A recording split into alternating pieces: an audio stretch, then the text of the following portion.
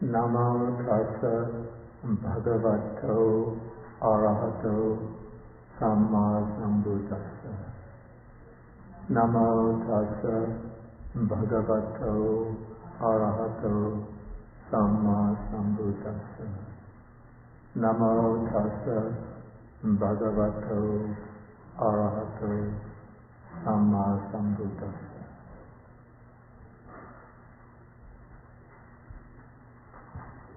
Okay, good morning, everybody.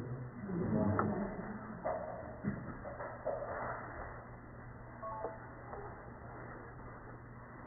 Okay, today we continue with our study of, this is chapter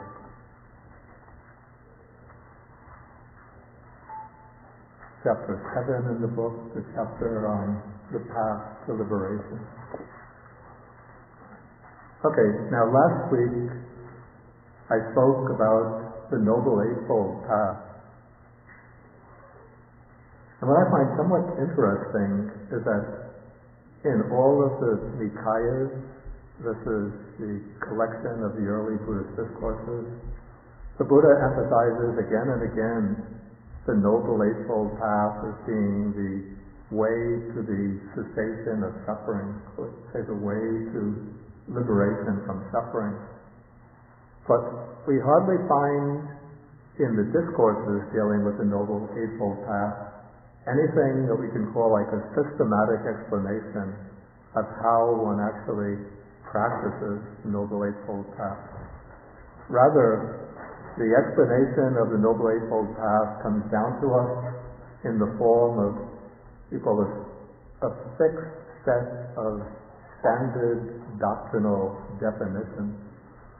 So the sutta that I included here on the Noble Eightfold Path, this is on page 239 and 240. This brings together what this is, you say, the paradigm for the explanation of the Noble Eightfold Path that we find in the Nikayas.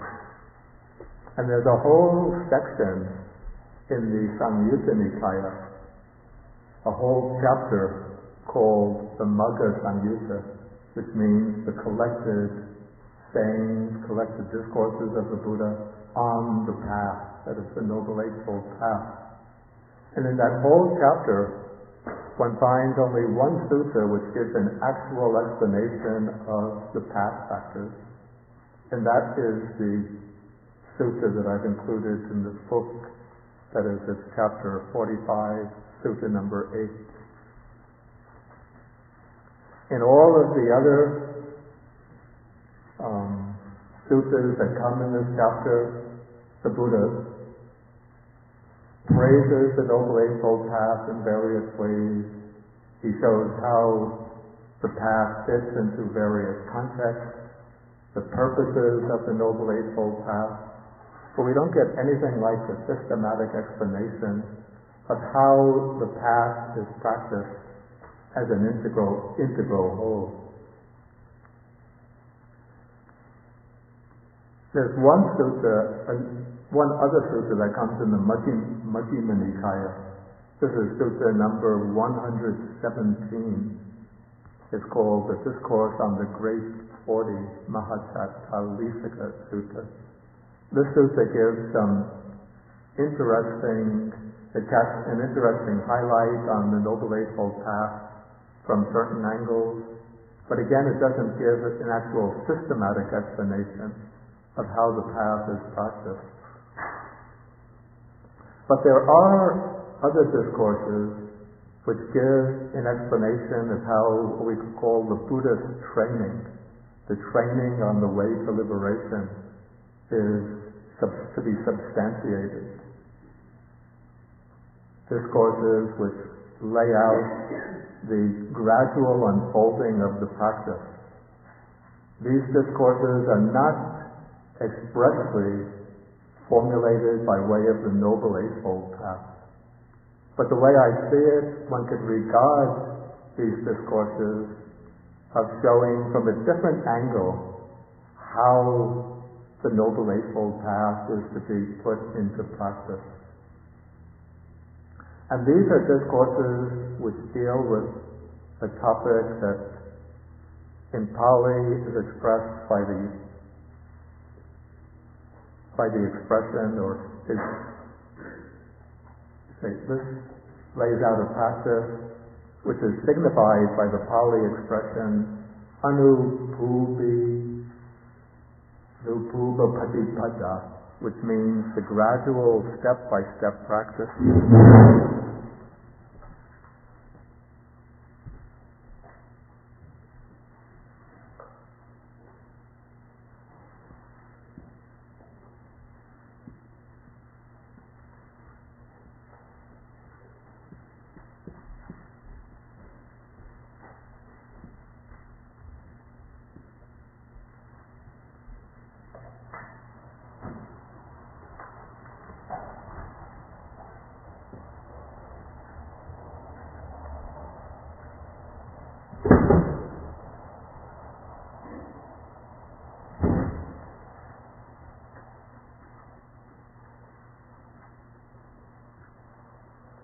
Yes, the word anupuba means breaking it into its parts.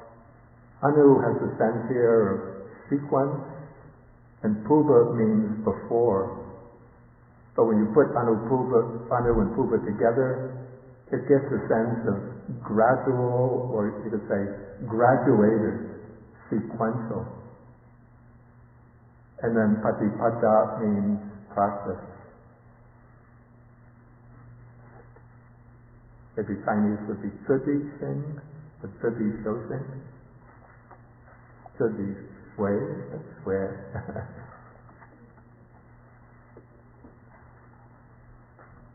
Okay, now the graduated practice occurs in many places within the Nikayas. It occurs in one form in several suttas in the VII Nikaya, the collection of long discourses. Here we have a somewhat expanded version of the graduated training to fit out the requirements for the longer discourses. But the detail that we find in the VII Nikaya is not really so important. So we could say that the best examples of the graduated training are found in the Majjhima Nikaya. And we find the full presentation of the graduated training in two discourses. One is Sutta number 27, which I've included in this anthology, and another is in Majjhima Nikaya, Sutta number 51. And then there's a variation on the graduated training that occurs in Sutta number 39 in the Majjhima Nikaya, actually Sutta number 39 in the Majjhima Nikaya. In another minor variation, Sutta number 53 and Sutta number 125. But the one that I like the best is Sutta number 27, which is included here. And this sutta has a special significance for the Sri Lankan tradition, because when the Arhat monk Venerable Mahinda, the son of King Ashoka, came to Sri Lanka in order to propagate Buddhism, this was the first formal discourse that he gave when he came to the kingdom and began to preach the Dharma. So he used this discourse as the basis for his own sermons. Okay, now what is particular about the graduated training is that it shows the practice of the path in terms of the training of the monk or the monastic person.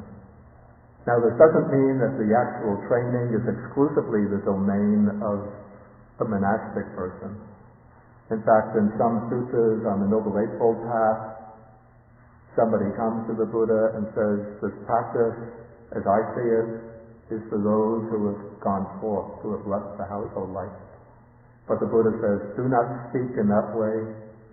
The Buddha adds, whether it's a person who is gone forth or who is living at home as a householder, if he is of right practice, then I praise that person. If that person is of wrong practice, then I blame and criticize that person. Then the Buddha says, how is a person of wrong practice? If he has wrong view, wrong intention, wrong speech, wrong action, and so on, then I say he's following a wrong path. And then I criticize him. But if that person, whether a householder or a monk or a monastic, is following right view, right intention, right speech, right action, and so on, then I praise that person. Okay, so the actual practice of the Noble Eightfold Path can be undertaken by anyone, whether monastic or a lay person. But still, the practice, particularly of the higher stages of the path, right mindfulness, right concentration, and the development of insight, is best supported by certain conditions.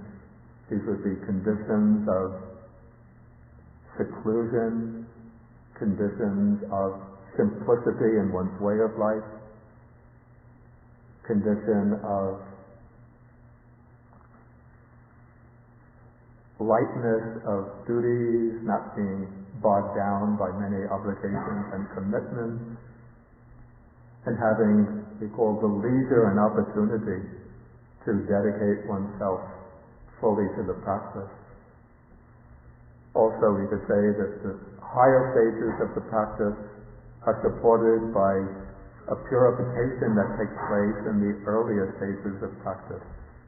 Purification in one's actions, purification in one's day-to-day states of mind, and then the conditions of seclusion, simplicity that one finds in the monastic life support these purifications of action, of one's thinking.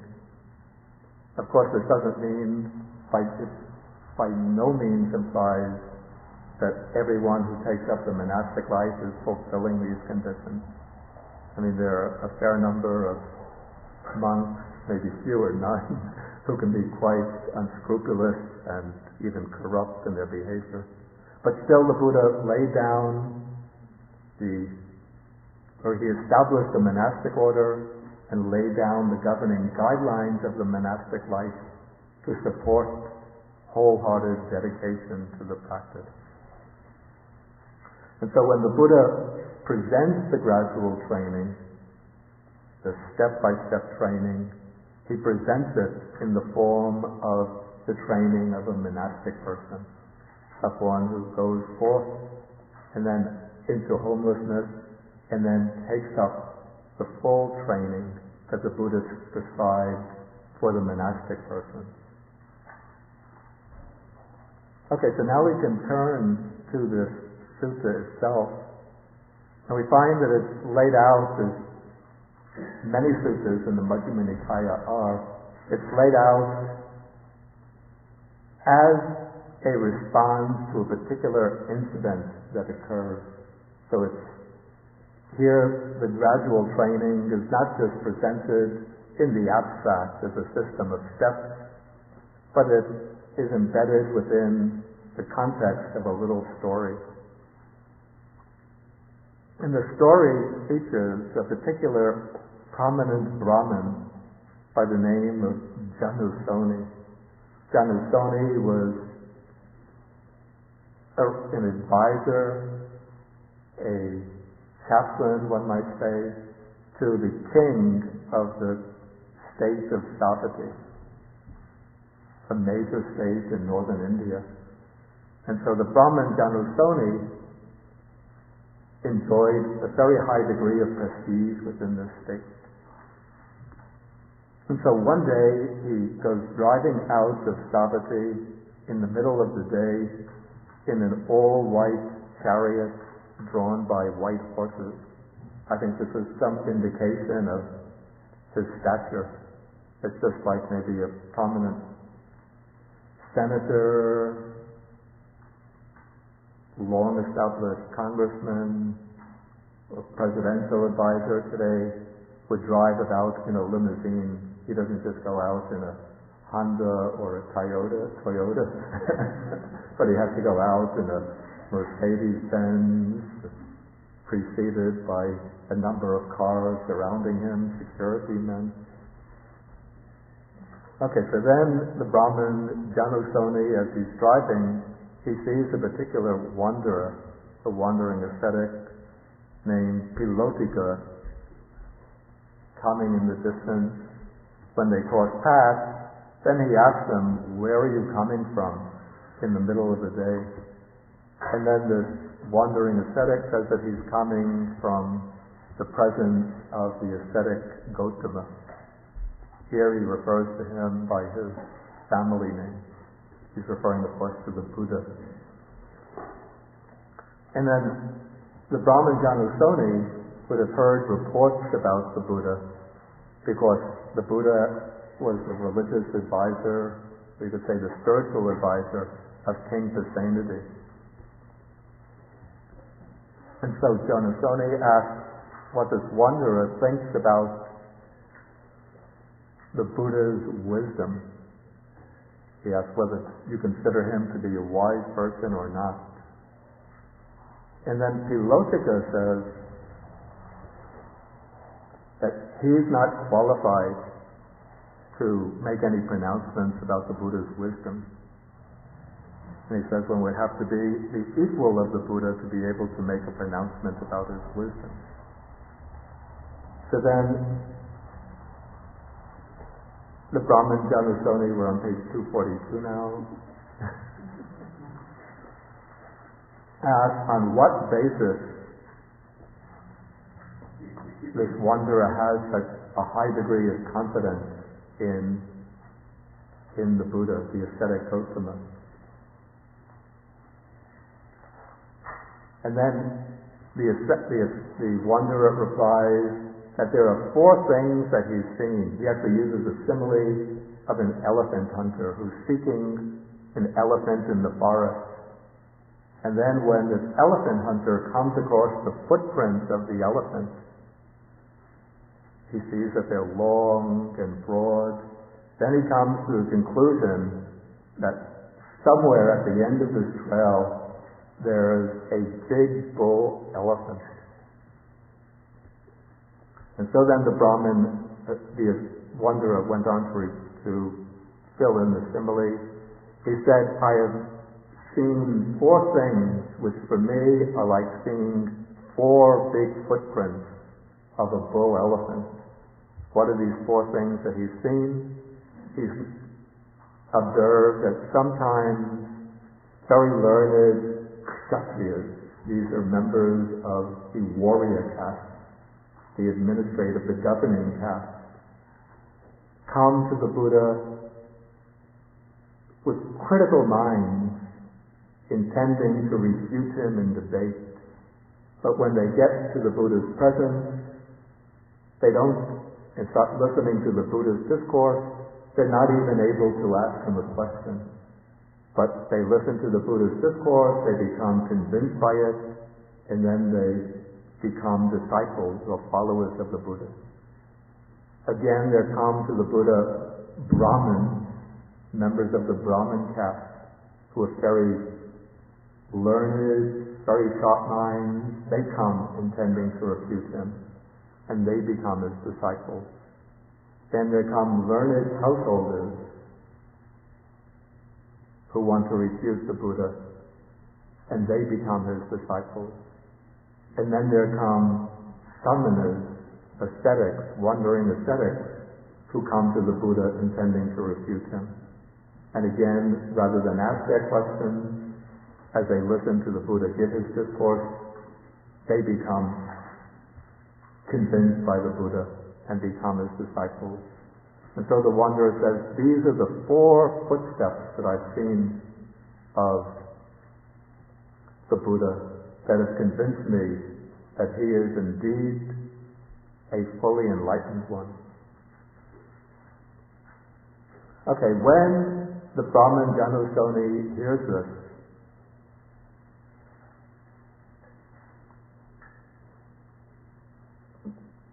then he becomes very impressed by what he hears.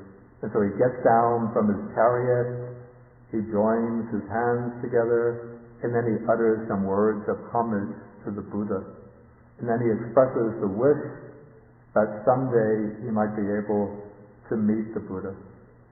But then the sutta goes on to say that the Brahmin Janusoni went to the Buddha. Maybe this would be on some other day. It's uncertain. But he went to the Buddha, exchanged greetings with him, and then he related to the Buddha this whole conversation that he had with the wanderer Pilotika.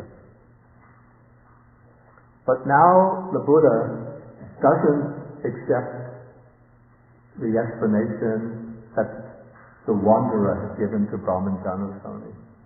Here you would see the sharpness of the Buddha's mind. The Buddha says that this is not really sufficient ground for placing confidence, complete confidence in me, and thinking, therefore, I am the fully enlightened one, and therefore my teaching is well expounded. Rather, what the Buddha says, he doesn't completely reject the simile of the wanderer either. But what he says is that the simile is only partially adequate, not completely adequate. And it's not yet at this point, after observing these things, that the Kshatriyas, the Brahmins, the householders, the ascetics become convinced by his sermons. That is not sufficient ground for placing trust and confidence in me as a fully enlightened one. And then the Buddha explains why this is the case. And it's actually very remarkable, this explanation that the Buddha gives here. Because the Buddha was brought up as a prince. It said that he hardly ever went out of his palace. And yet he seems to know what is involved in trying to track down a bull elephant. Because in the Buddha's time, kings and princes placed a high degree of a high premium on a big bull elephant. It was regarded as a prestigious symbol of one's authority as a king. And the big bull elephant would be particularly used in warfare. When the kings would have an army, one division of the army would be the elephant troops. And so the king would have this division of the elephant troops, and they would lead the way into battle in order to vanquish the enemy. Okay, so kings and princes, they would always have elephant hunters in their service who would roam the forest looking for these big bull elephants. And somehow the Buddha, though living in his early life as a prince, from his youth on, from his 29th year on, as an ascetic, somehow was able to pick up the information of how one tracks down a bull elephant. And he uses very precise logical distinctions here, almost as though he were an 18th century empiricist philosopher. Okay, he says that when one is wandering in the forest, just seeing big elephant footprints, long and wide, this is not yet a sufficient ground for coming to the conclusion these tracks were made by a big bull elephant. And then he gives 3 cases in which one might see big elephant tracks, and yet these tracks are not made by a bull elephant, but by another type of elephant. But it's only in the 4th case, when one sees the big elephant tracks, and then one traces these tracks right close to their end, and then one sees in the distance One doesn't want to go too close. One has to keep a safe distance, but one sees in the distance, at the end of those tracks, one sees the big bull elephant. And at that point, when one actually sees the big bull elephant, then one comes to the conclusion, there is a big bull elephant. And so we could say that this simile is illustrating what it means to come to the conclusion that the Buddha as the teacher, the one who is giving this teaching, is in fact the one who is fully enlightened, and that his teaching is well expounded, and that those who follow his teaching are following the good path. And so we could say that the whole discourse is oriented towards drawing the conclusion, what does it mean to know the Buddha, to be the Buddha, the fully enlightened one? Or what does it mean to see the Buddha himself, to really see the Buddha? And so within this context, the Buddha is going to lay down the graduated step-by-step training. And here we come to paragraph of section 11, where the Buddha first lays down, we can say that this paragraph is dealing with the two preconditions for the graduated training. These are not actually steps of the graduated training themselves, but two preconditions. We could call these even further, we could distinguish these as external preconditions. Okay, the first of these is that a Buddha has to arise in the world. So it says that here a Tathagata appears in the world. Tathagata, of course, is the designation for the Buddha. It could mean either thus come or thus gone. In Pali, the way words are formed in Pali, there's some ambiguity about the original meaning. Yeah, the word tatta means thus, and then the word agata means come. And so when you combine tatta and agata, then you get tathagata, which thus could mean thus come one, the one who has come thus. But we could have another derivation, tatta plus gata, and when you put tatta plus gata together, you get the same compound, tathagata, but here meaning thus gone one, the one who is gone thus. The sutras themselves don't give an actual explanation of the word.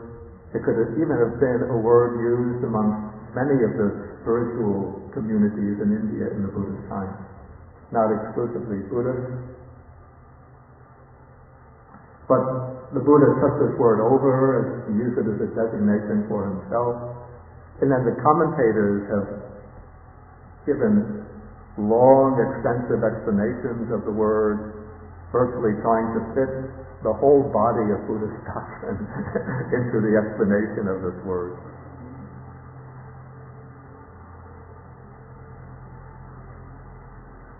I won't try to venture my own theory about what the word originally meant, since I haven't formed any such theory. So anyway, the Buddha here indicates the precondition for the first precondition for this gradual training to be made known. That is, a Buddha has to arise in the world.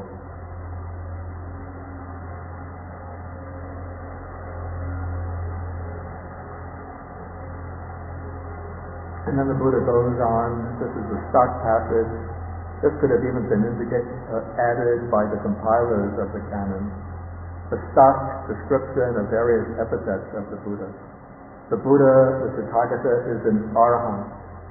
Here the word Arahant means one who has completely eliminated all defilements. So this is the quality that the Buddha has together with his disciples who become Arahants. They've all eliminated all the defilements.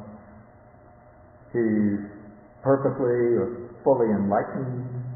He's perfect in knowledge and conduct.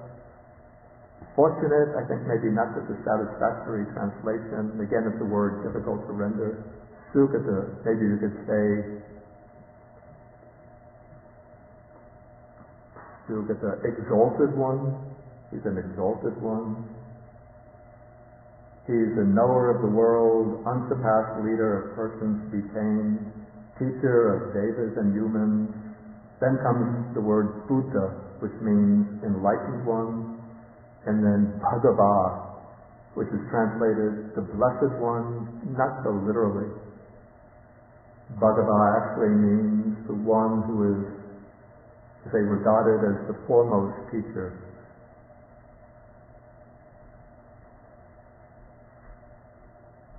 Okay, so this is the first precondition for this graduated training, is the arising of the Buddha. Then comes the second precondition, which is the teaching of the Dhamma.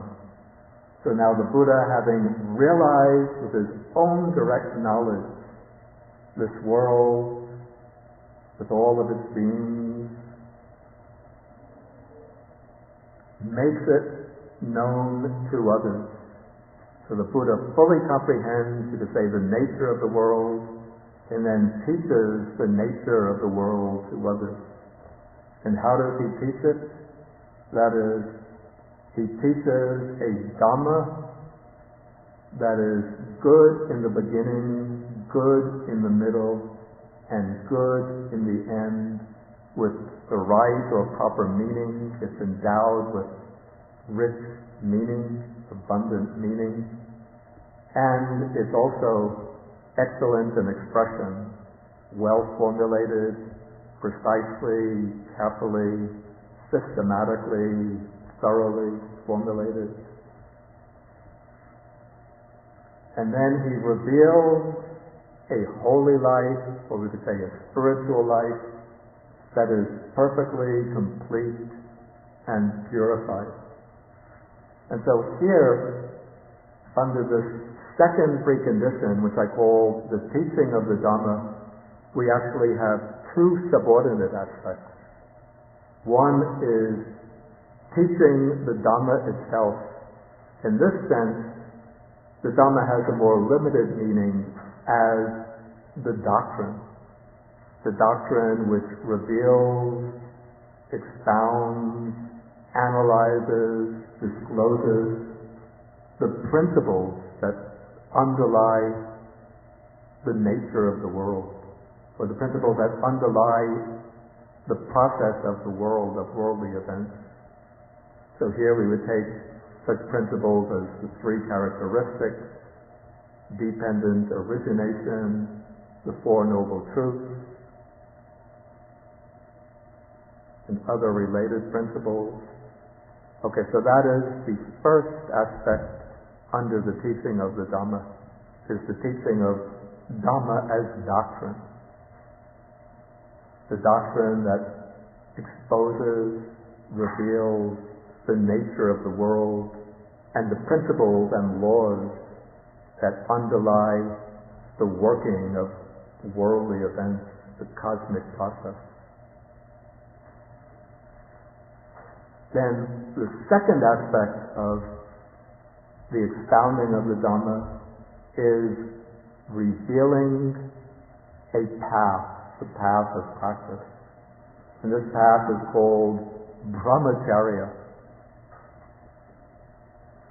Okay, the word brahmacharya, this was an old Indian word, probably going back generations, even centuries before the Buddha, that the Buddha adopted and then made a kind of plank or pillar of his teaching.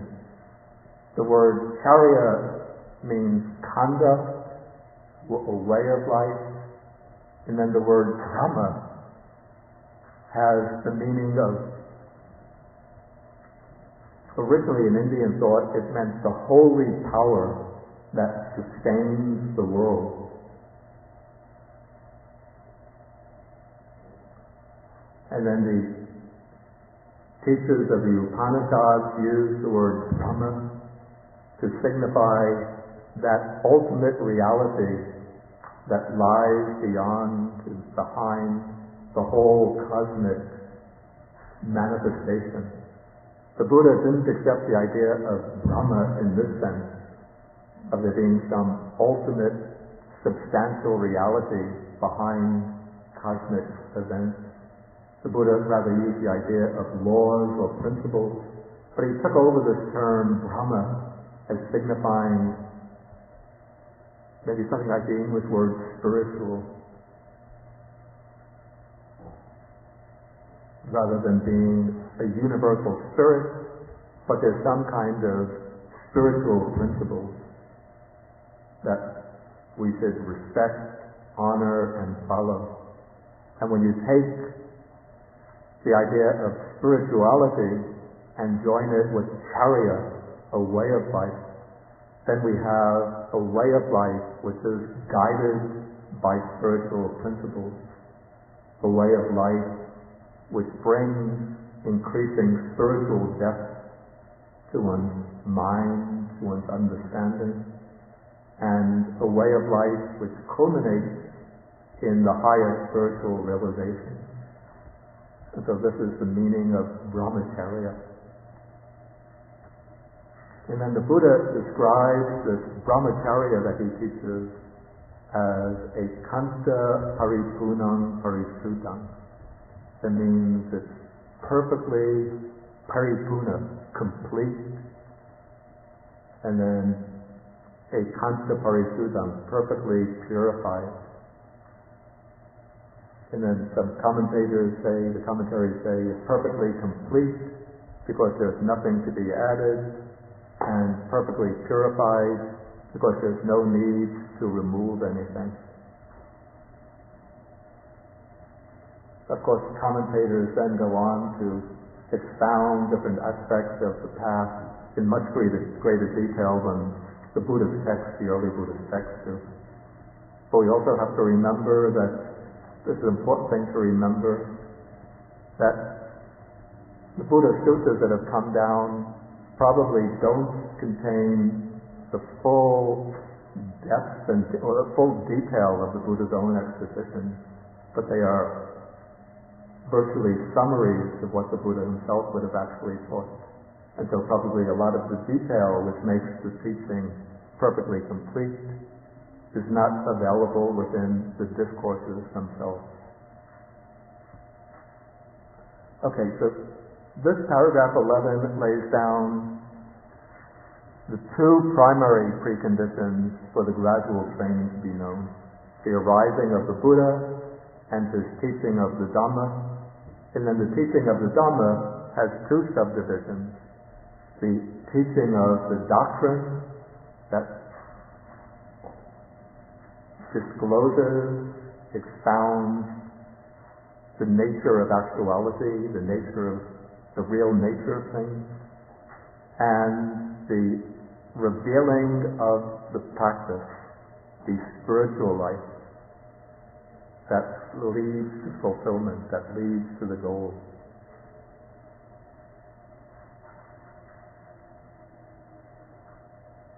Okay, then with paragraph 12, we come to internal conditions that have to be met for the graduated training to be fulfilled. First, there has to be the hearing of the Dhamma. And here I have to ask the lady folks to please excuse or pardon me, or not so much me, but the texts themselves, because India was a male-dominated society. And so the Buddha, or the Buddha's text, expounds many of the teachings in terms of the male. So it's a householder, or householder's son, or one born in some other clan, hears that Dhamma. Okay, so one doesn't have to be a householder or a householder's son, but the precondition is that one has to hear the Dhamma, or one has to encounter the Dhamma in some form.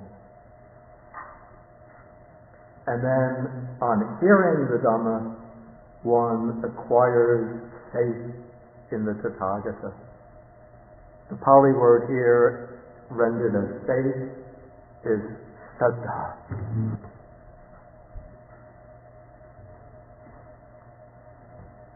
I know that the translation faith sometimes gives trouble to people who are brought up in a Protestant, particularly a Protestant background, maybe some with a Catholic background. Since I don't have that background, the word faith doesn't particularly give me any trouble. And some translators render saddha as confidence, which to me seems a little bit weak. Some render it as trust, which I think captures the essential idea of saddha.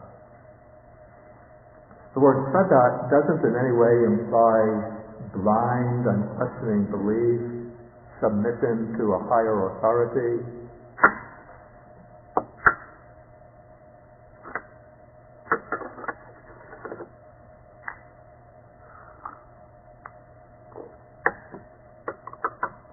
But to me, the word saddha, but definitely within the text, the word saddha has a certain rich emotional connotation, which I feel gets lost by rendering it as simply as confidence, or even as trust. Trust is an important aspect of saddha, but doesn't capture it completely. Saddha does involve a certain cognitive aspect, a certain aspect of understanding. But it does imply that one understands or accepts intellectually the principles, the teachings made known by the Buddha. But more important by that is the kind of emotional response that is characteristic of saddha. It's a response of acceptance, a response, again, of placing this trust, a response of the will, arousing the will to act on what one understands.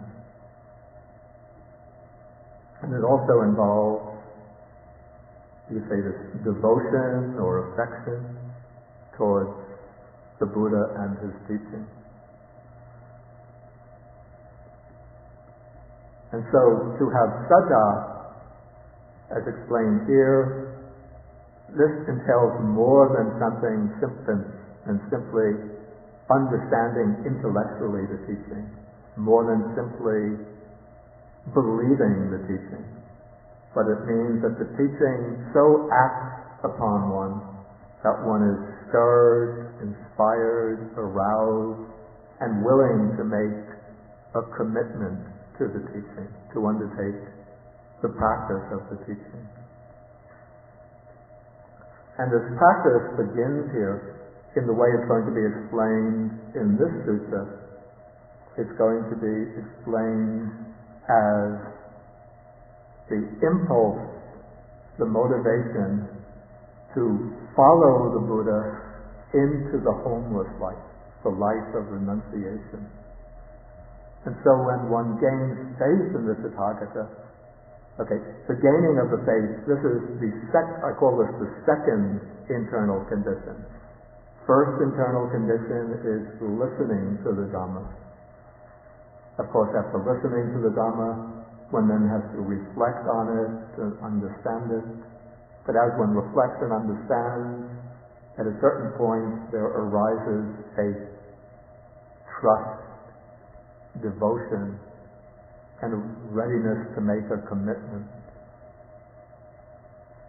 And so then possessing that faith, one now considers that the household life is crowded and dusty. It's crowded, there are many obligations, many duties. If you're a husband, you have to please your wife, you have children, have to look after the children.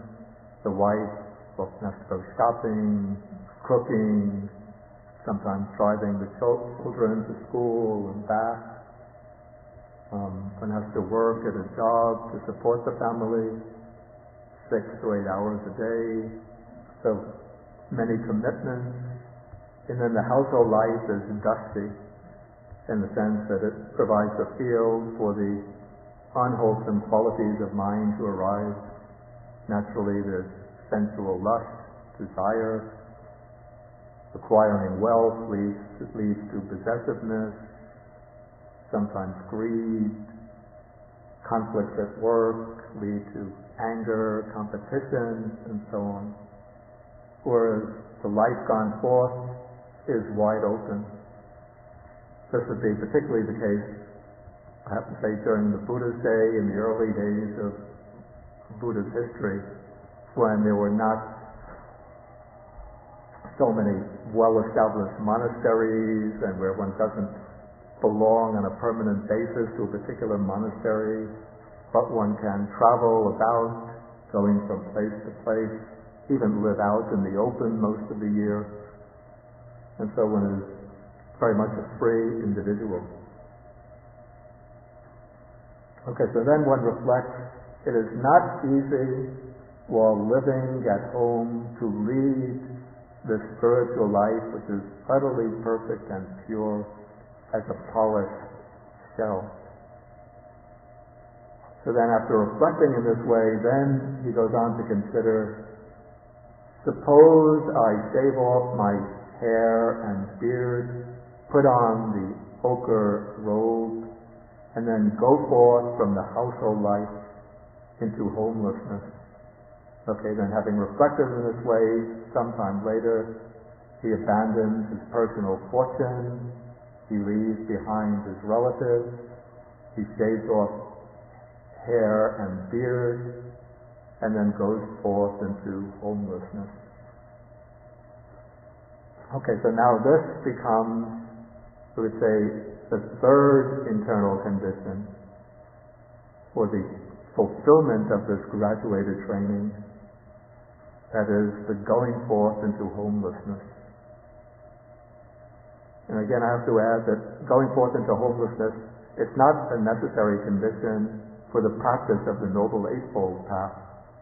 But when the Noble Eightfold Path becomes incorporated into this graduated training, then the going forth becomes a precondition for it. Okay, so now the Buddha is going to present the graduated training in a step-by-step manner. In another sutta, he compares this to the way the great ocean gradually descends. It doesn't descend just suddenly, drop suddenly, but one goes into the water from the shore, and the water is just up to one's ankles.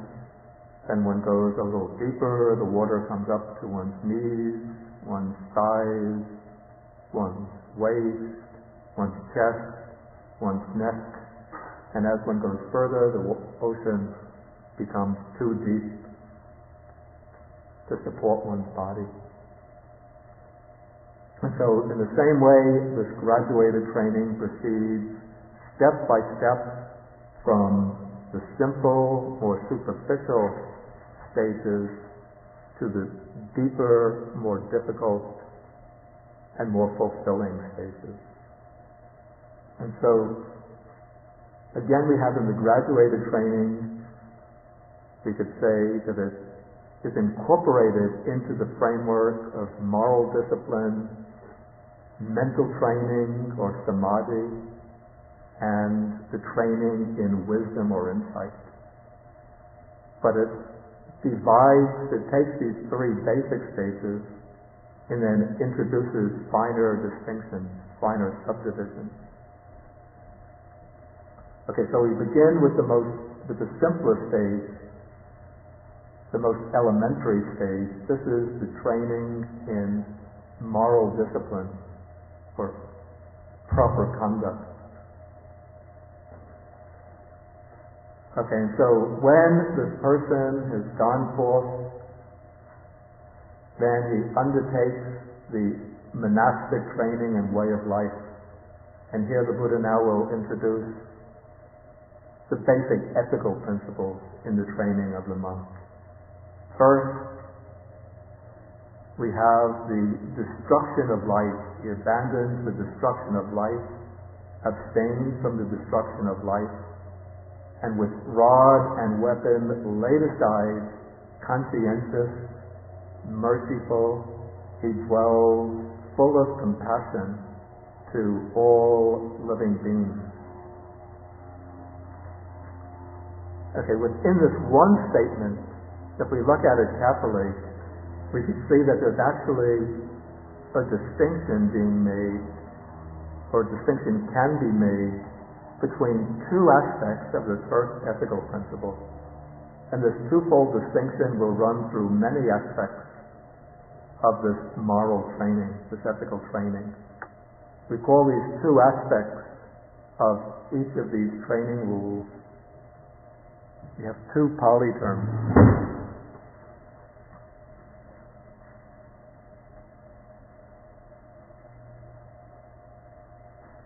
The word varita comes from the root var, which means to restrain. Varita means the aspect of restraining or the aspect of abstinence, avoidance. We could say that this is moral virtue or ethical virtue from the perspective of what one is avoiding, what one is abstaining from. And here, this is expressed as abandoning the destruction of life. One abstains from the destruction of life. So this is the abstinence aspect of virtue. But then there comes another aspect to ethical virtue. This is the aspect of what one does, how one behaves, how one conducts oneself. This is what is called in Pali charita, from the root char. Has anybody ever come across any other words from the root char before? Whoever has come across any other words from the root char, raise your hand.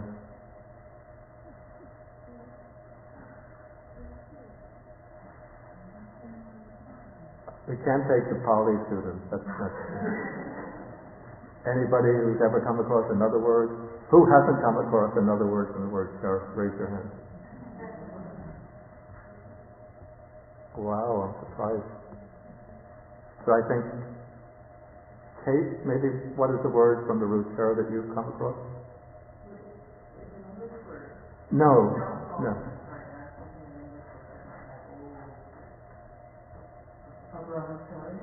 That's what it is. It's right on the blackboard. Whiteboard.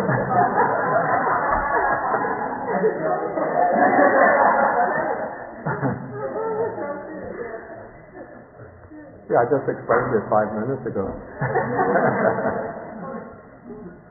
Excuse me? I thought it's excluding this one. No. You're trying to wiggle your way out of this. Okay, so the word charity comes from the root char, which means to do. So this is, to say, the aspect of virtue as the way one behaves, the way one conducts oneself. And in this statement, this is expressed as dwelling conscientious, merciful, maybe merciful, not so good, daya. That means you say kindly, full of kindness, and then dwelling full of compassion towards all living beings. Okay, then the next one, also we have these two aspects. Abstaining from taking what is not given, and then the positive aspect is taking only what is given, and dwelling in purity, or you might say dwelling in honesty. That's more precise in this context.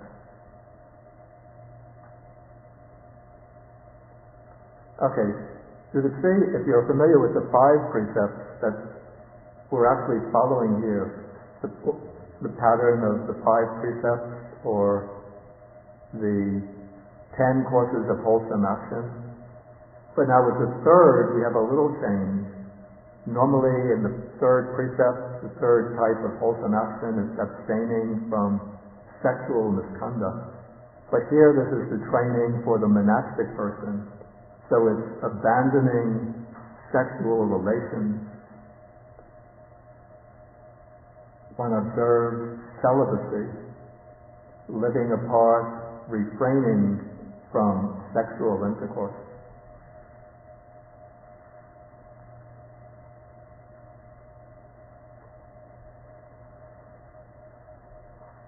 Okay, now these 3 principles, ethical principles that are laid down, these govern bodily behavior. The next 4 govern speech. We have abstaining from false speech. Again, that's varita, avoidance. Then the positive aspect, the aspect of charita, the way one behaves, is speaking the truth, adhering to truth, being trustworthy and reliable, not deceiving anybody in the world.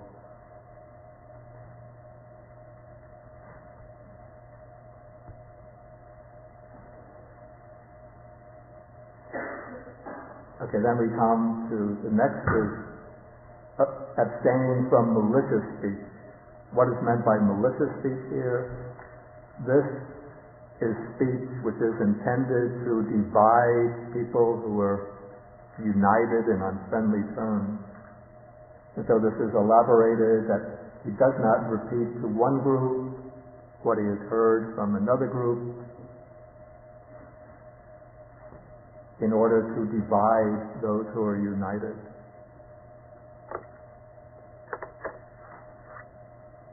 This is a principle very difficult to observe if one is involved in party politics, which thrives on spreading malicious rumors about a person in order to alienate his followers from him. Okay, so the positive aspect of this is speaking words that promote concord, that bring people together on friendly terms. Okay, next one abstains from harsh speech. Then the positive aspect describes the type of words that one should speak. Words that are gentle, pleasing to the ear, lovable, go to the heart. Words that are courteous, desired by many, agreeable to many. Then the next one, abandoning idle chatter, and then speaking, the positive way to speak is to speak at the right time, speak what is fact, to speak on what is good or meaningful. And then here now, this is especially for a monastic person, to speak on the Dharma and the discipline. Okay, these are recalled in paragraph 13. The first 2 paragraphs in section 13, these deal with the major ethical principles of the monastic life. Then there comes the next paragraph, a number of lesser principles or minor principles which are in some way, to a good extent, they introduce something of a change in the nature of sila, or moral training. Here we're not so much involved with actual ethics or morality itself, but this paragraph introduces what I would call the ascetic aspect of the monastic moral training. That is, we're not so much concerned here with fundamental principles of what's right or wrong, wholesome or unwholesome, but rather principles which lead to conduce to the state of simplicity, which are supporting the proper attitude of renunciation, the principles which involve a life which is governed by detachment, not making demands on others, avoiding luxury and self-indulgence. Okay, so one is not to damage seeds and plants. This principle was largely laid down not because seeds and plants are conscious living beings and that to kill them is a case of unethical transgression, but in the Buddha's time there was a popular belief amongst the common people that plants have some kind of conscious life. This was a popular belief, and so if people saw ascetics killing plants, they would complain. And so the Buddha laid down a training rule not to distinguish seeds and plants.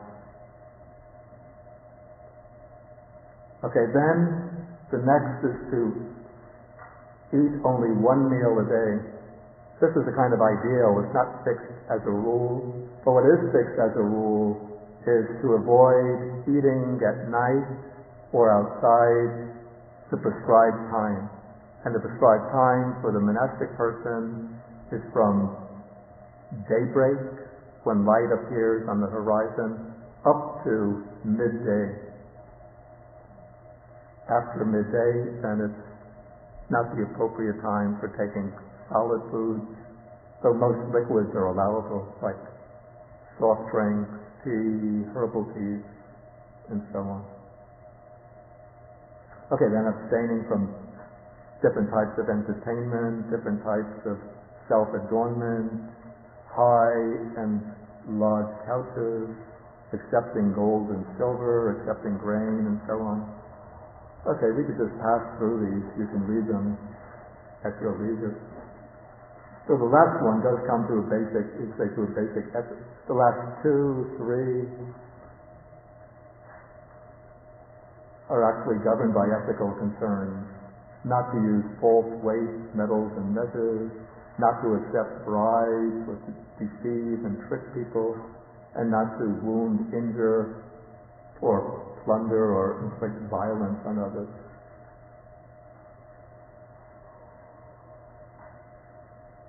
Okay, so all of these together in paragraph 13 would say the major ethical principles and the minor guidelines of ascetic conduct. All of these together constitute sila, the proper conduct, proper behavior of the monastic person. And this proper behavior, this will form the foundation for the whole training. In some suttas, the Buddha compares this ethical training to the great earth, which is the basis or support for all the activities that take place in the world. So, whether it is farming, business, running of government, and so on, all these activities, the Buddha says, take place based on the earth, supported by the earth. And so he says the entire practice of the Noble Eightfold Path, the 7 factors of enlightenment, all of this takes place based upon proper conduct, proper behavior. Okay, but now as we enter the next stages of the training, we're going to see an increasing emphasis on what I would call the internalization of the training. That is, the objective here is to provide a support for going deeper into states of interiority, of moving deeper into the development of one's own mind, the purification of one's own mind.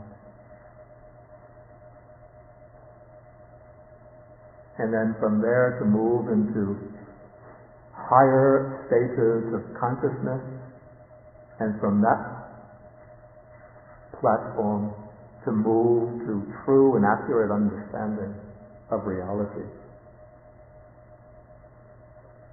Okay, and so paragraph 14, it still pertains to the training in ethical discipline, but it is concerned more with developing a particular inner attitude. And this inner attitude is what is called contentment. And so the monk is described as one who is content with robes to cover his body and with alms food to maintain his stomach. And wherever he goes, he sets out taking only these with him. Actually, he doesn't travel around carrying a supply of alms food with him, but what he takes is his alms bowl. And in Indian society, in the Buddha's time, as well as in most of the southern Buddhist countries today, monks gather their food by going on alms rounds from house to house. And so when one sets out just with the bowl, one doesn't have to worry, where am I going to get my food tomorrow? Am I going to have enough provisions to last me through the week? But one could be traveling in India from one coast, the west coast, to the east coast of India, and as a monastic person, all one needs is one's alms bowl. In the morning, one sets out on one's alms round, and when one stands in front of the house just quietly with the alms bowl, people see and they know here's an ascetic or a monk on alms round. They have faith, even whether they're Buddhist, Hindu, Jain, that to make offering to an ascetic, no matter what his religious connection, even the Christian missionary or a Christian priest, Christian monk in a Hindu or Buddhist country, if he wears a distinctive robe and goes with an alms bowl, he will be offered alms at any house. And so one goes with the alms bowl, stands in front of the house, and people will make offerings. Very quickly, one's bowl will fill up, and then one can support oneself from day to day.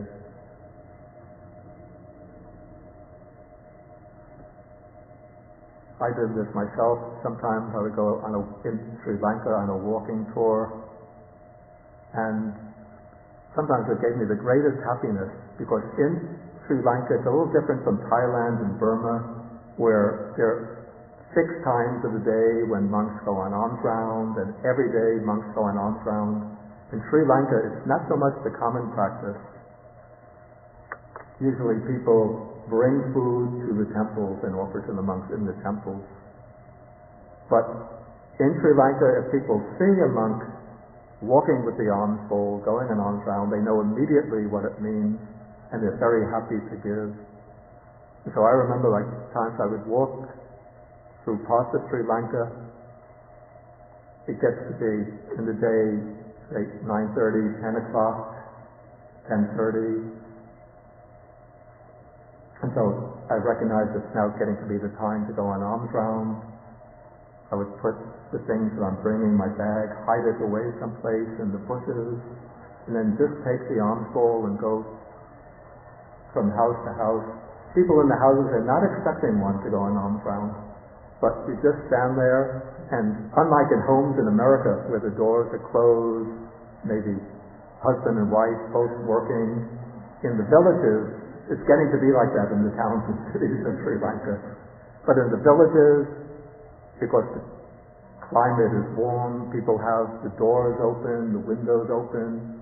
It could be the woman is working in the house, and at a certain time maybe she'll come outside or just look out the door, and when it's just standing there with the arms full, she'll say, a monk has come. And then she'll gather her children, and then they'll have a little food which they already have set aside, or which they already have prepared, and so they'll take a little food, bring them out, and then offer it to one. And then one just recites a little blessing and then moves on to the next house. Okay, so in this way one could live very simply as a monastic person. And so the Buddha describes this, he says, it's just like a bird. Wherever it flies, whenever it travels around, the bird doesn't have to think, where am I going to live tomorrow? How am I going to get my food tomorrow? Am I going to have enough furniture there? But the bird just takes its wings. That's all it needs to go from, could be from New York State, and when the winter is coming, the bird will go to, maybe to Florida for the winter, the Bahamas, Central America. So they don't have to instruct one another, are you packing this? Did you get these things into the car? Did you bring your your radio, your tape player? But the bird just takes off, bringing its wings along with it. And so in the same way, when the monk travels from place to place, all he needs are his robes and his arms full. This is the ideal standard during the Buddha's time. Don't think that many monks are living like that today. Nowadays also monks have monasteries, they have to worry, do we have enough furniture in the monastery? Do we have enough this type of equipment, that type of equipment?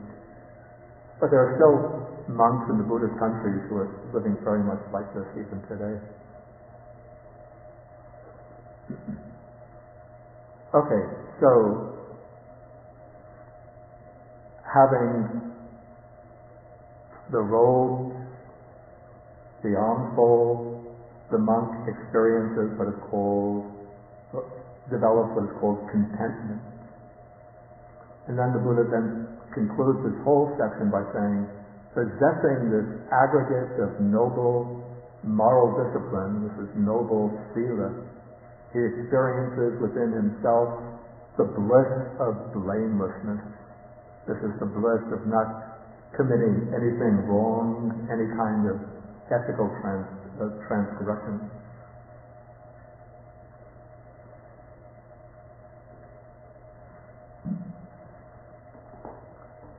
Okay, with the next section, we start to internalize this training a step further. Now we are moving from moral discipline towards the training in meditation, towards the direct training of the mind. And this training of the mind begins with an effort to keep the mind pure in one's day-to-day interaction, one's day-to-day involvement with other people and with circumstances, with situations. And for the monastic person, probably the main emphasis here is on avoiding or controlling the uprising of sensuality, sensual desire. But also, it's not only the arising of sensual desire, but also the arising of irritation, annoyance, ill will. These are the two major obstructions, the coarser obstructions. And both sensual desire and irritation, annoyance, ill will are sparked off or stimulated by our engagement with the external world, with the world of sense objects. And how do these states of sensual desire and ill will, how do they arise, what conditions they are arising, is the lack of proper restraint in one's interactions with the world. And so here, in order to prevent the arising of these unwholesome states, the Buddha lays down a training in what is called the restraint of the sense faculties. Okay, the word indriya came to mean the sense faculties, the eye, ear, nose, tongue, body, and mind. The word indriya, it has an interesting derivation. It's based on the word indra. And indra, in the Vedic teachings, was the name for one of the Brahminic or Vedic gods, the god who was usually the chief of the gods.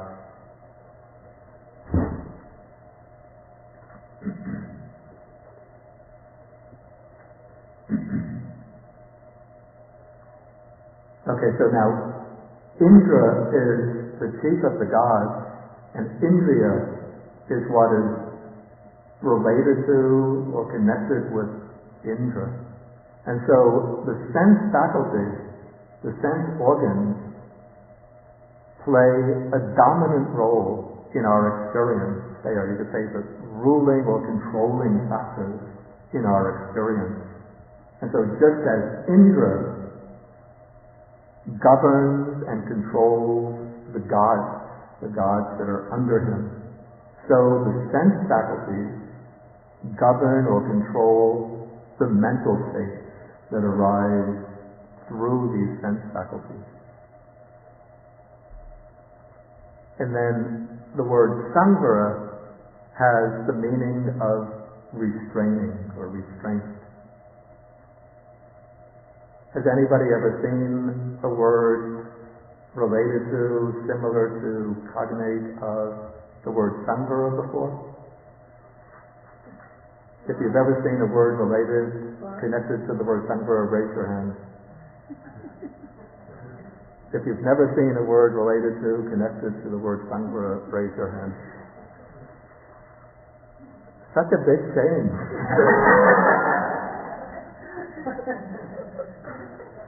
This is how one learns one's lesson. Okay, what is the word related to, connected to the word samvara? Say out loud. Yeah, varita. Okay, they're both based on this root var, which means to hold in. So samvara means restraint of the senses. Okay, now in the Buddha's time, there were some teachers who taught that restraint of the senses means one makes an effort not to see anything that might provoke one's desire or craving or ill will. Not to hear anything.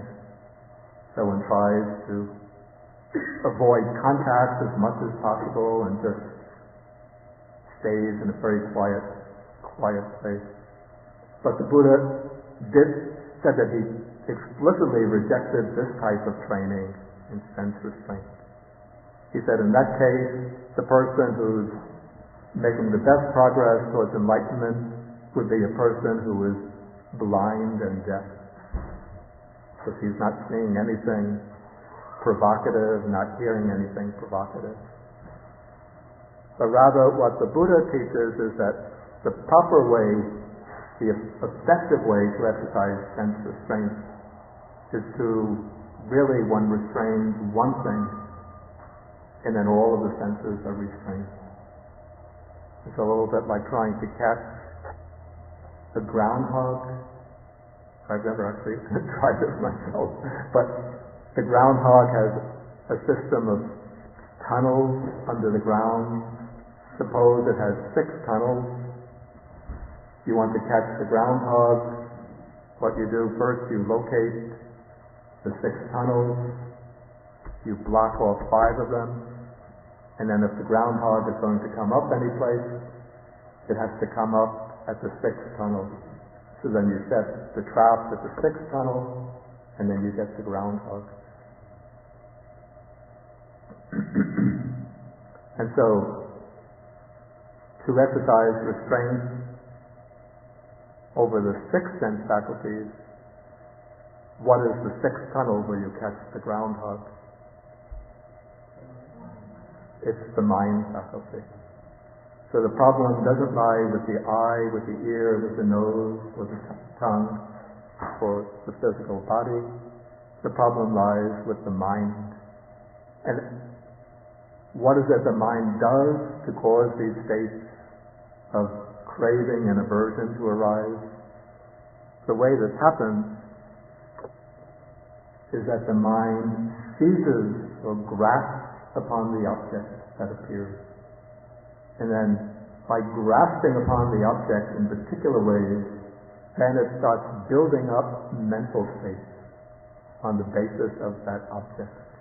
Through its own internal processes, it starts building up the unwholesome mental state. And the grasping of the object, the Buddha distinguishes into two subordinate aspects. One is called nimitta gahi, the other is anubhyanjana gahi.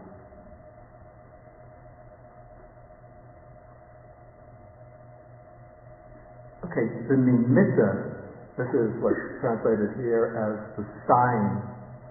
Maybe sign is not such a good translation. Now I would use maybe mark, since now the word sign has come to signify something like a stop sign.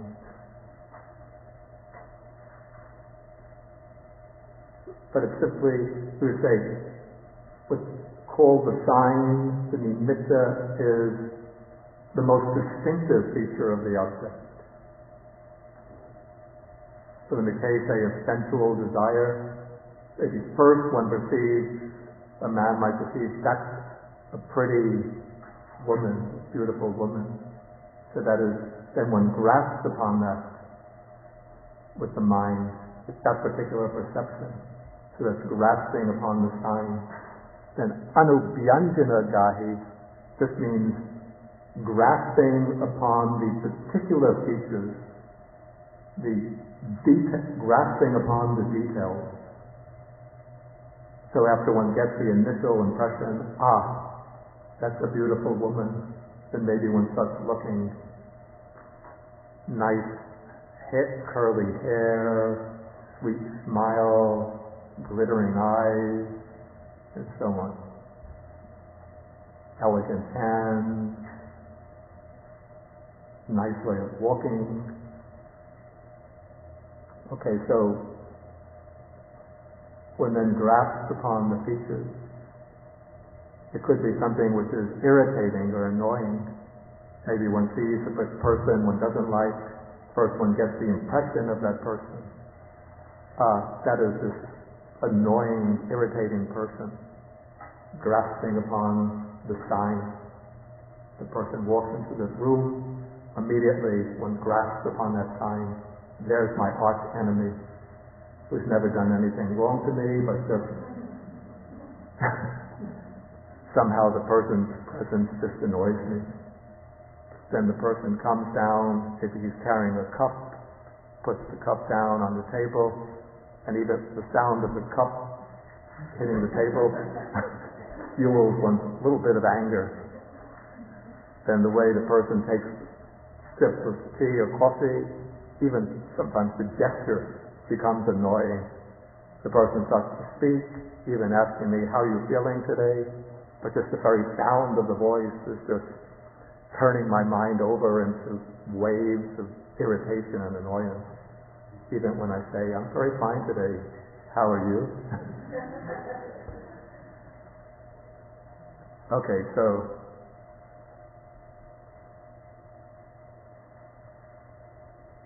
when exercising the sense restraint, one doesn't avoid the sight, try to keep the eyes closed. Even though, I have to say, I've heard of monks who do that. Monks who, when they interact with women, always looking down. Maybe they're invited to a home for a meal.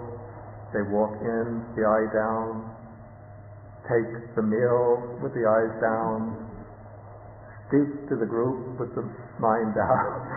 I've heard of the monk giving the sermon and saying, "Gentlemen, I'm going to explain to you such and such a saying today." And his novice disciple sitting next to him will nudge him and say, "Bhante, the audience is all women." Okay, but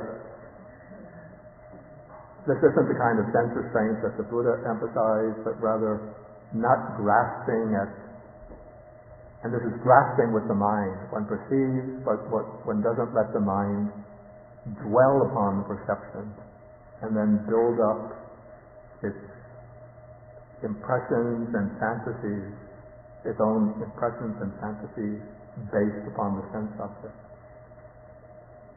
And then the Buddha gives the explanation.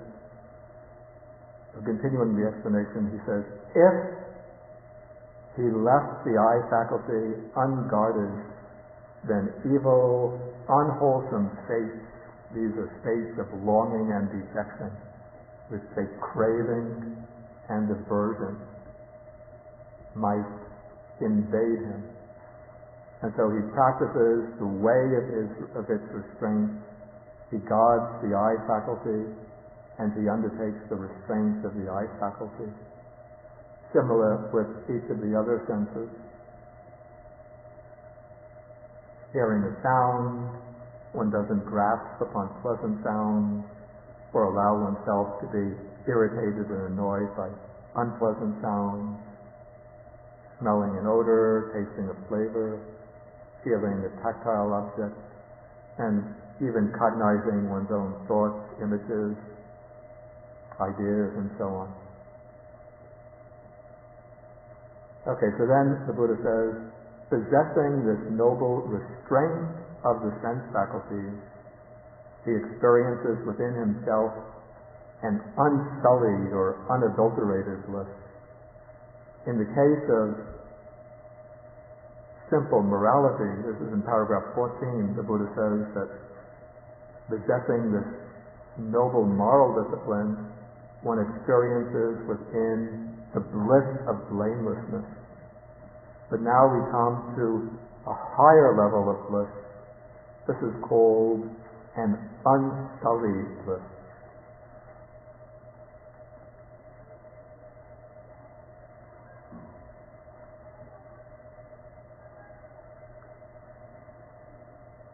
Okay, maybe at this point then I'll just pause and then ask whether there are any questions.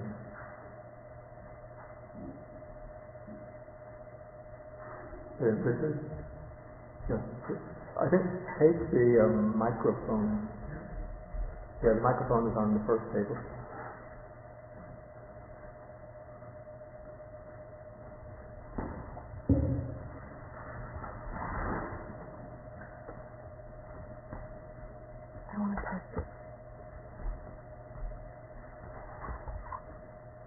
I noticed no mention of generosity or Dharma, and it's often described as the first thing to unpack. I'm curious about that.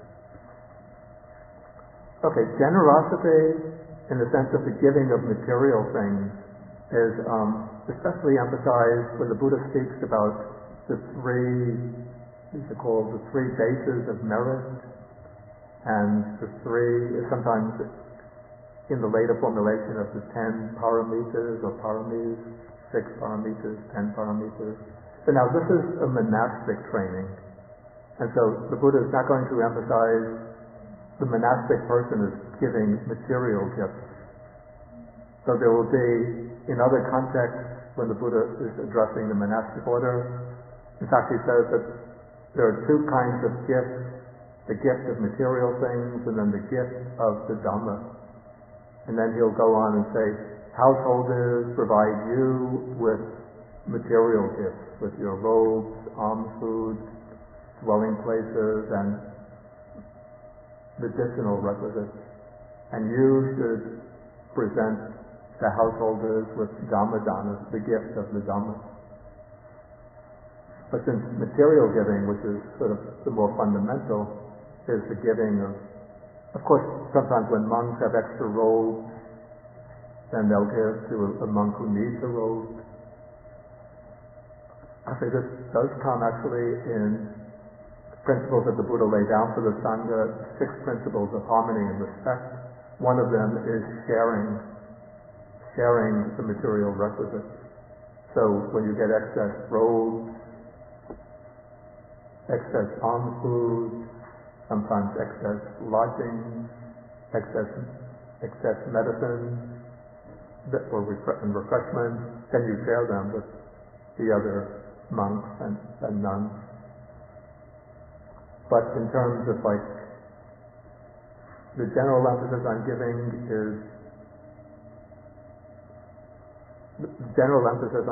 is assigned to lay people who will be seen as having the material means to acquire material things and then give them to others.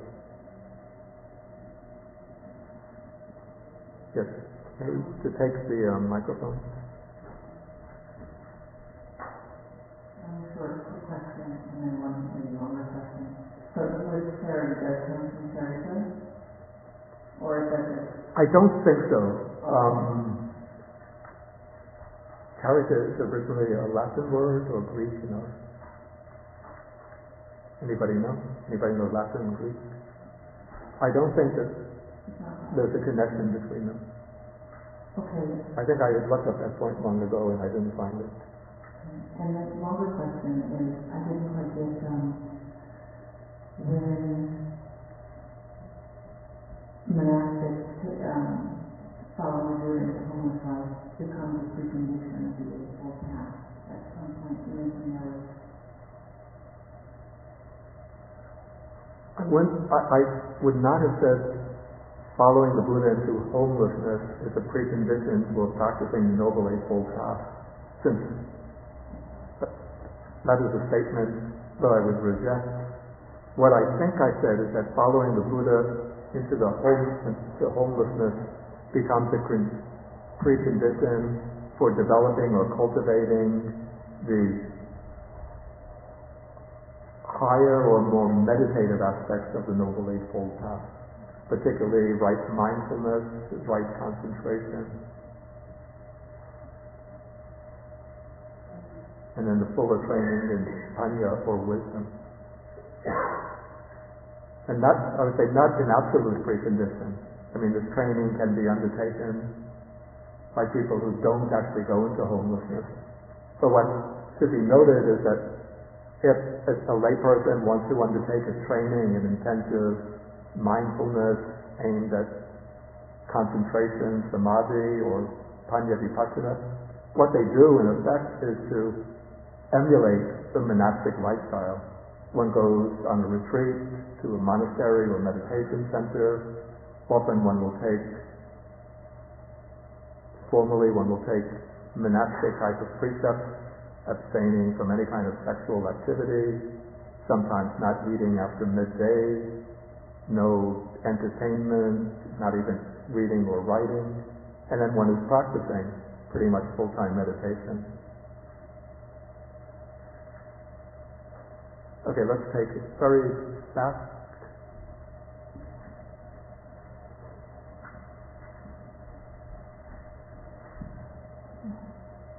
I have a general question for you. Okay.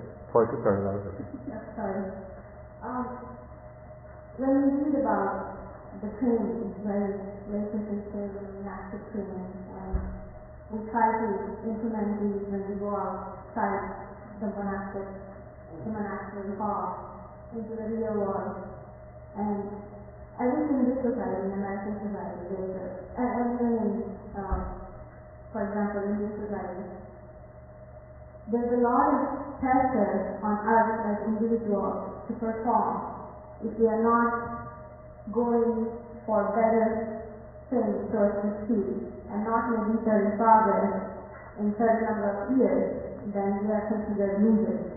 Yeah. And it is, I myself am finding it difficult to, how do I say it?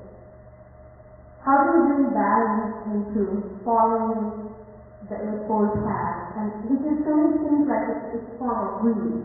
If you want the next promotion, if you want more raise, or raise if you want to raise it. Raise money, if you want to acquire things because the television is constantly bombarding you with the advertisements, sooner or later you fall in the path and you're like, I want this thing.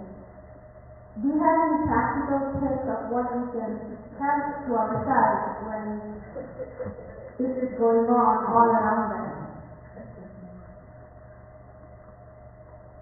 Okay, this is a question that's not really pertaining to the subject matter that I've covered, so I have to be very, very brief, not try to deal with it in any detail.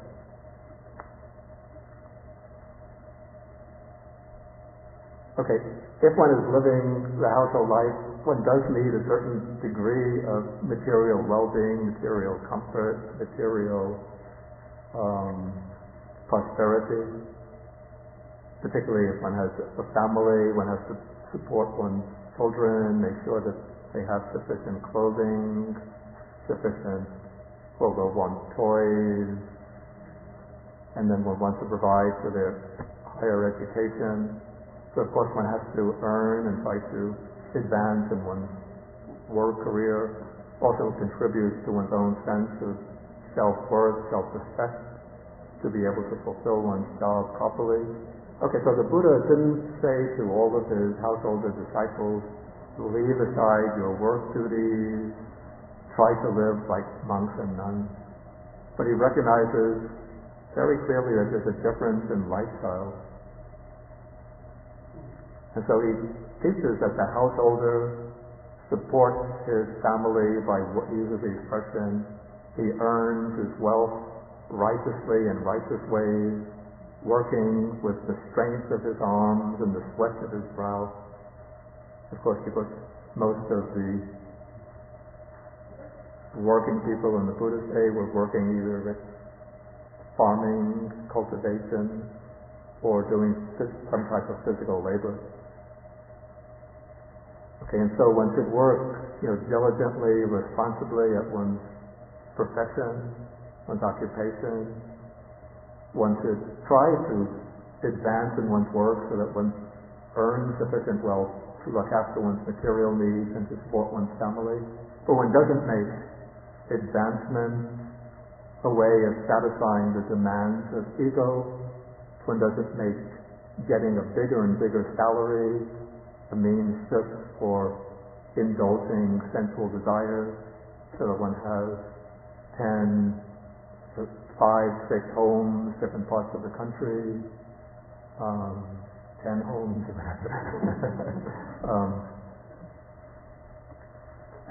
3 cars, even though, of course, maybe husband, wife need a car, but you yourself have 3 cars for different occasions. So one avoids work, let's say, in living the household life, one tries to avoid being driven by greed and pride, conceit. So one does act and conduct one's life in a way that will fulfill a sense of self-respect and earn respect from one's colleagues, one's neighbors, not to boost one's own ego, but it brings a kind of satisfaction, gratification. And then one works to fulfill one's responsibility to one's family and to other people. And then the Buddha also teaches that when one works diligently, works well, and acquires wealth, then one uses that wealth for beneficial purposes to benefit others. In fact, there's a sutta, I think I included it earlier in this anthology, where the Buddha explains to a householder how one divides up one's income and uses different portions of the income for different purposes. One uses one portion, I think it's 1/4, for supporting one's family and one's other relatives. One sets aside another portion for emergency, this is the ancient equivalent of an insurance. One uses another portion to make offerings to Brahmins and ascetics, those people who are devoted full time to a spiritual life. And then one uses another portion to pay, the tax to the king, to make offerings to the spirits, and so on. Okay, any further questions? I think it would be better if you do use the microphone. First on the word unisa, that part of the word, is that the same? I think I see that one in relationship to Canon with the previous version. Right. This is the same word, but it has a different nuance, a different meaning in this context.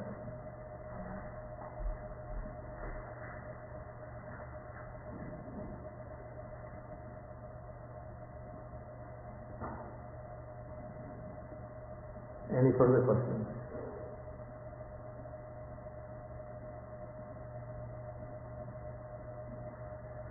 Okay, if there are no further questions at this point, I don't want to go into the next section. I don't want to start that today because that requires a little more detailed explanation.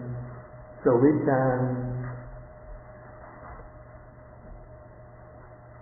can deal with that question, with that section the next time we meet. The next time we meet will be September 6th.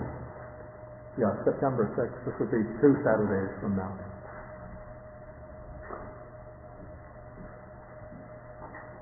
Okay, we will now do the sharing of the merits, and then I will go take my lunch, which takes about 20 minutes to finish, and then I'll come back here at 12 o'clock. If anybody has other questions that they want to raise, then we can have a little discussion for about a half an hour.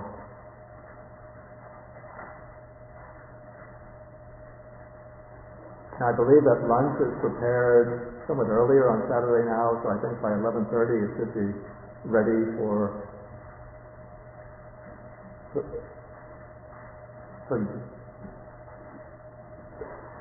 visitors. So if any of you want to take lunch over in the dining hall, you can. So we'll start here at 12 o'clock and then have a discussion until 12:30. Okay, so let us end with the sharing of the merits. When we speak on the Dhamma and listen to the Dhamma, then we acquire wholesome karma or merit that we share with the devas, these are the deities, the bhutas or fierce spirits, the nagas or dragon spirits, wishing them to be well and happy and to protect the Dhamma, to protect the teaching of the Dhamma, to protect the world. Akasata Sabumata Nagamahedika Punyantam Anumodita Sivam Ratantu Sasanam Akasata Sabumata Devana Mahedika Punyantam Anumodita Sivam Ratantu Desanam Akasata Sabumata Deva Nada Mahedika Punyantam Anumoditva Siram Rakantu Manparam Ketavataja Hehi Sampadam Punya Sampadam Sade Deva Anumodantu Sabha Sampati Siddhya Etavataja Hehi Sampadam Punya Sampadam Sabbe Bhutanumodantu Sabba Sampati Siddhya Etavataja Hehi Sampadam Punya Sampadam Sabbe Sutta Anumodantu Sabba Sampati Siddhya Sabba Rupadaya Paditi Hetato Ekantare Satakaya Vapanna Rupya Rupita Asanya Sandhino Sukha Pamusantu Pusantu